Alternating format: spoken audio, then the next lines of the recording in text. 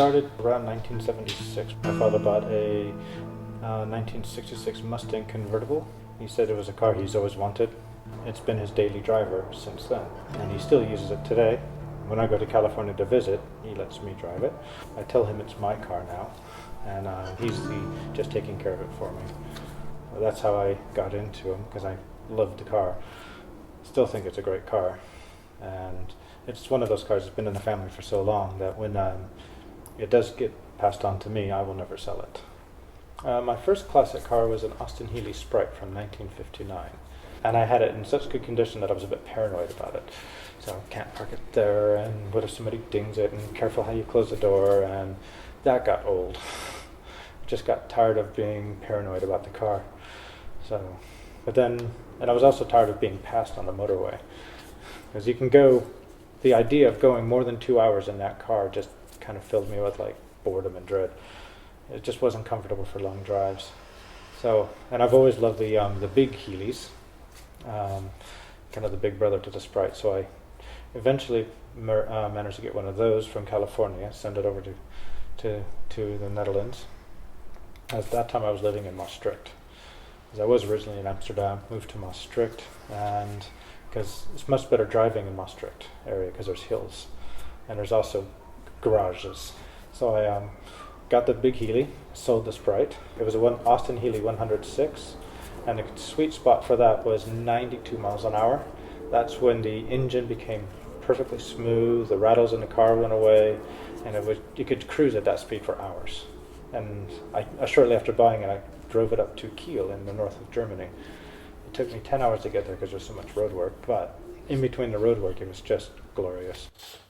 About 5 years ago, I decided to move to the UK to get married.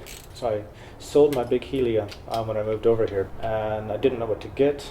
And my parents were coming over for the wedding. I wanted to drive them around, and I settled on a Morris Minor convertible, which was the funnest car I've had in a long time. It was just adorably cute and fun to drive. Not terribly fast, but you could fit 4 people in it easily, and it looked great. So I had that for 2 years, got a bit bored of that because it was slow, and replaced it with my Spitfire.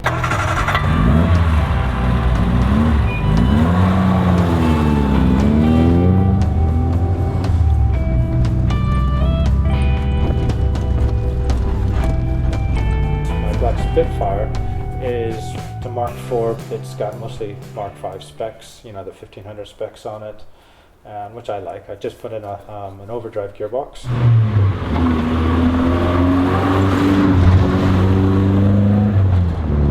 So it's plenty fast. I've done quite a bit of work on the car. And now it sounds great, drives great, and it's just a lot of fun.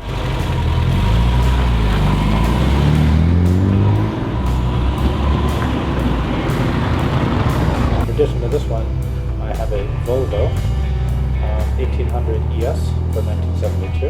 I bought the car in parts, kind of a shell. The engine wasn't in it, the parts were in boxes, no windows were in the car. The previous owner had bought it, drove it around for a little while, and then didn't pass an MOT, so he fixed all the rust on it and was going to paint the whole thing, but lost interest in the project, and it sat in his garage for 20 years. So I think it'd been a total of 30 years off the road. Then I bought it, did a complete restoration on it, and rebuilt the engine myself, which was a joy to work on that engine. It's just a good engine to work on. It took about 1.5 years total to do that, and now it feels good to drive. Actually, before I bought the Spitfire, I bought a BMW 502, which I thought would be a fun project to bring it back to life. It was sitting in a garage for 15 years, and I bought it from the owner, who sold it to me because he saw that I had the enthusiasm to restore it. When you buy a classic car, your purchase price is just a deposit. I spent a lot of money on it so far. And the engine itself is also costing me more than I anticipated. It's going to cost around $4,000, which is more than I can afford. So I figured, okay, well, let's figure out how we can make this reduce the price. What things can I do, as opposed to you doing it, because I can work for free and you cost a lot of money. And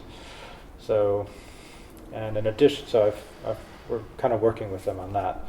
But in addition to that, I decided, well, I can also make some money for that. So I bought this Austin A35 as a project. It runs, but it needed quite a bit of attention in certain areas, like the lights were working and things like that, and needs a new muffler. So I'm basically getting it back into roadworthiness, and I'll be able to turn around and sell that and make a profit on it to help pay for the engine.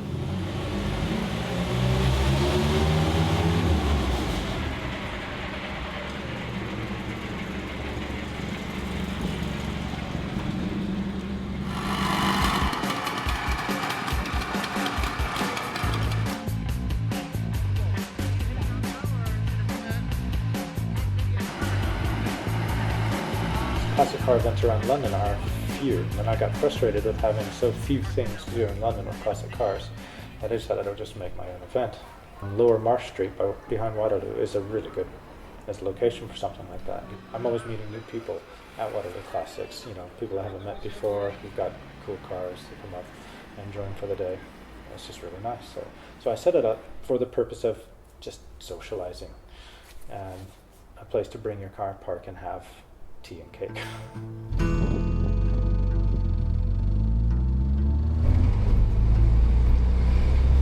To me, owning a classic car and tinkering on one is synonymous because I work with technology, work on computers, software development, but having a car, working on it is a departure from all that technology, and it's just simple, it's straightforward, and it's just relaxing for me. It's my zen time. Being in the garage relaxes me and just, it makes me feel good. Even though I'm swearing at the car constantly and for things like that, it's still relaxing.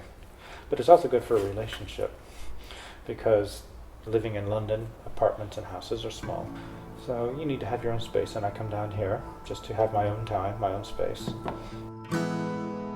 It's just my place to be. So for me, owning a classic car is a necessary part of my life. It's to keep me grounded and keep me focused and relax me, and get rid of my stress, and just makes me feel good.